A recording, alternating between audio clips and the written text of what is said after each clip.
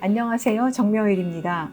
지난 영상에서는 대사별로 맞춤 영양 관리를 해야 효과적으로 살을 뺄 수 있을 뿐만 아니라 기타 다양한 건강 문제도 효과적으로 해결할 수 있다고 말씀을 드렸습니다.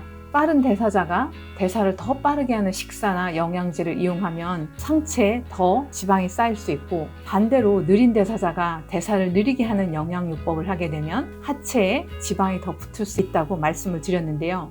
그 영상이 나가고 나서 많은 분들이 물어오셨어요. 그렇다면 대사 유형은 어떻게 할 수 있을까요? 라고요. 그래서 오늘은 대사 유형 파악하는 방법에 대해서 간단하게 말씀드릴까 합니다. 먼저 빠른 대사와 느린 대사의 신체적, 정신적 특징을 알아보기로 해요. 들으시다 보면 본인이 어느 유형인지 감이 오실 것 같아요. 먼저 빠른 대사자의 특징. 빠른 대사자들은 피부와 모발 상태가 유분이 있고 촉촉한 편이에요. 또한 혈액순환이 좋아서 겨울에도 손발이 따뜻하고 체온이 약간 높은 편이에요. 혈액순환이 왕성하게 잘 되다 보니까 안색이 불그스레하고 혈색이 좋은 편이에요. 혈압은 당연히 높은 편이겠죠. 맥박은 강하고 빨라요. 이 빠른 대사자들은 담백한 음식을 선호해요. 그리고 땀이 잘 나요.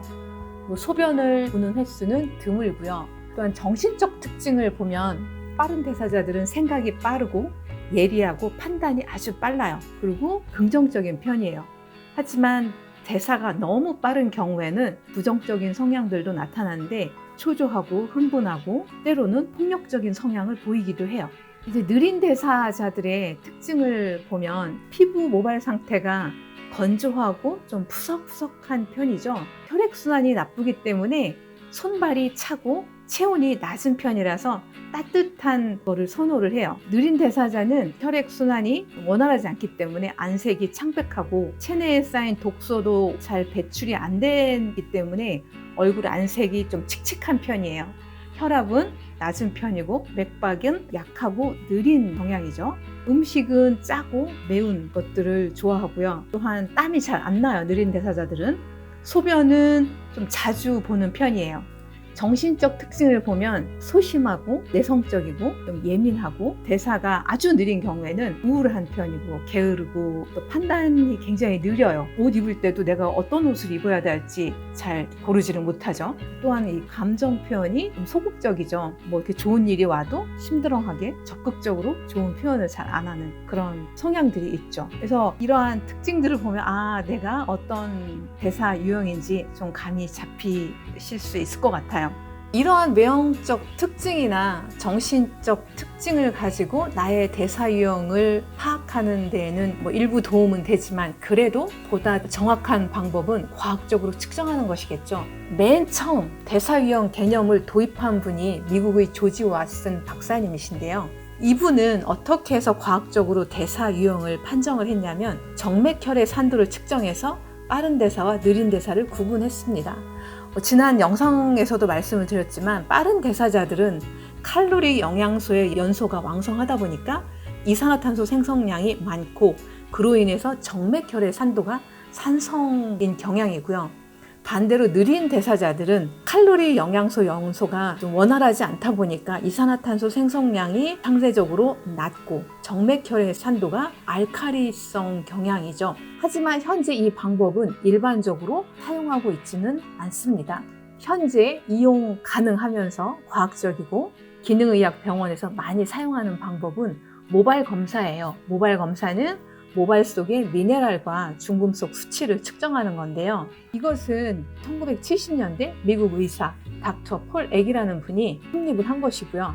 20만 건의 모발 검사를 혈액 검사, 또 문진과 연관시켜서 오늘날 사용하는 대사 유형 분류법을 확립을 하신 거고, 많은 병원에서도 사용을 하고 있죠.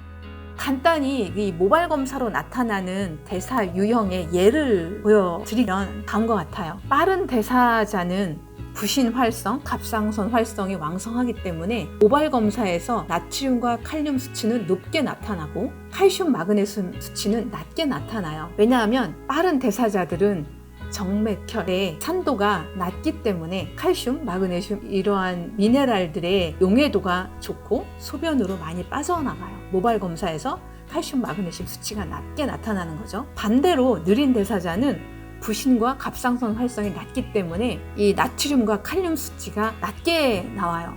반대로 칼슘, 마그네슘의 수치는 높게 나타나죠. 느린 대사자에서 칼슘이 높게 나타나는 이유는 정맥혈의 산도가 약간 알칼리성에 치우쳐 있기 때문에 미네랄들의 이온화가 잘 안 돼요. 그래서 불용성 형태로 연조직에 축적이 되고 일부가 모발을 통해서 빠져나가는 거죠. 그래서 이 칼슘의 이용성이 낮아져 있기 때문에 세포 안으로의 흡수는 잘 안 되죠. 그래서 세포 안은 칼슘이 모갈된 상태라고 보셔야 돼요. 제 모발 검사의 예를 보시면 더 재미있을 것 같은데요. 제가 처음으로 모발 검사를 한 것이 2011년도였어요.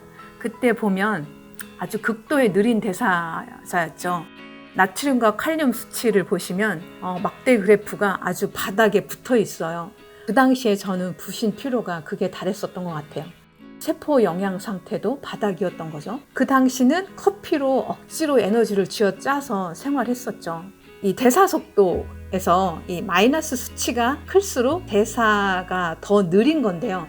그 당시 저희 대사 속도는 마이너스 72였어요. 그런데 올 8월 달에 다시 이제 측정한 검사에서는 반갑게도 이 대사 속도가 마이너스 6으로 나왔고 2011년도에 비하면 엄청난 발전을 한 것이죠.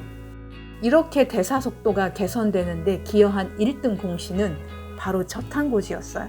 이 저탄고지를 하기 전에는 이 대사 속도가 크게 변하지를 않았었어요. 영양제를 많이 이용해서 증상적으로 저는 많이 좋아졌다고 생각을 했었는데 대사 속도는 큰 변화가 없었었죠.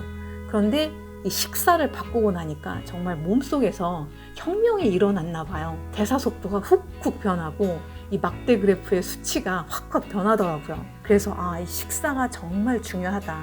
그게 맞추어서 식사를 하는 거가 내 건강 개선에 이렇게 큰 효과를 주는구나 해서 저 자신도 많이 놀랐었어요. 그리고 그때 11년도에 비해서 지금 보면 마음도 훨씬 더 편안해졌고 우울감도 많이 사라진 것 같아요.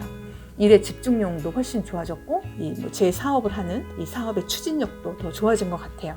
그래서 여러분들도 기회 되시면 믿을 만한 기능의학 병원 찾아가셔서 본인의 대사 유형을 파악하시고 그거에 맞추어서 식사를 하시고 또 영양제에 도움도 받으시면 좋겠습니다. 오늘 영상의 요약이에요. 이 대사 유형별 맞춤 영양요법은 개인의 생화학적 특성을 고려한 것으로서 세포 내에서 진행되는 대사를 정상화시키고 에너지 생성을 향상시키고 호르몬 활성을 정상화시켜서 체중 감량은 물론이고 다양한 건강 문제 개선에도 도움이 많이 돼요. 저 개인적으로는 이 대사 유형별 맞춤 영양요법은 제 인생에 로또 맞은 거라고 생각을 해요. 여러분들도 잘 활용하셔서 여러분들 삶의 질도 향상시키고 스트레스도 잘 관리할 수 있는 내적 힘도 찾으시길 바랍니다.